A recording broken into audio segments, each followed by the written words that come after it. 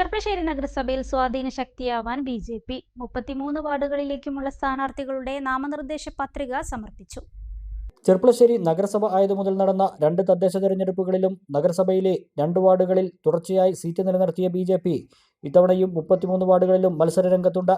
Sitting സീറ്റുകളായ 26-ാം വാർഡിലും 33-ാം വാർഡിലും ശക്തരായ സ്ഥാനാർത്ഥികളെ തന്നെയാണ് ഇത്തവണയും ബി.ജെ.പി. കളത്തിലിറക്കിയിരിക്കുന്നത്. 33 വാർഡുകളിലേക്കുമുള്ള സ്ഥാനാർത്ഥികളുടെ നാമനിർദ്ദേശ പത്രികാ സമർപ്പണം പൂർത്തിയായി.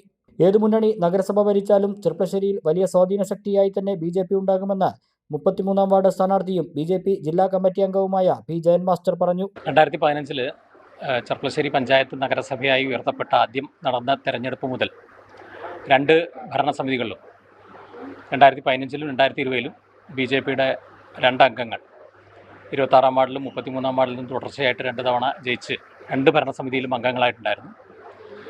ശക്തമായ രീതിയിൽ വാർഡിലേക്കും അതുപോലെ തന്നെ ചെർപ്പശ്ശേരി നഗരസഭയുമായി ബന്ധപ്പെട്ട് പൊതുവായിട്ടുള്ള കാര്യങ്ങളിലൊക്കെ കൃത്യമായ നിലപാടെടുത്തുകൊണ്ടും വികസന ക്ഷേമ പ്രവർത്തനങ്ങൾക്ക് 2 ഭരണസമിതികൾക്കും, അത് LDF ഭരണസമിതിയായാലും UDF ഭരണസമിതിയായാലും 2 ഭരണസമിതികൾക്കും വികസന ക്ഷേമ പ്രവർത്തനങ്ങൾക്ക് വളരെ വലിയ പിന്തുണ കൊടുക്കുകയും അതേസമയം തന്നെ 2 ഭരണസമിതികളുടെയും അഴിമതിക്കും ക്രമക്കേടിനും ദുർഭരണത്തിനൊക്കെതിരായി ശക്തമായ നിലപാടെടുക്കുകയും ചെയ്ത് മുന്നോട്ട് പോകാൻ 2 ഭരണസമിതികളിലെയും ബി.ജെ.പി. അംഗങ്ങൾ പരമാവധി പരിശ്രമിക്കുകയും അതിന് നേതൃത്വം കൊടുക്കുകയും ചെയ്തിട്ടുണ്ട്. കാർഷിക മേഖലയ്ക്ക് പുത്തൻ ഉണർവേകാൻ അഗ്രികൾച്ചറൽ സെന്റർ അടയ്ക്കാവുത്തൂർ.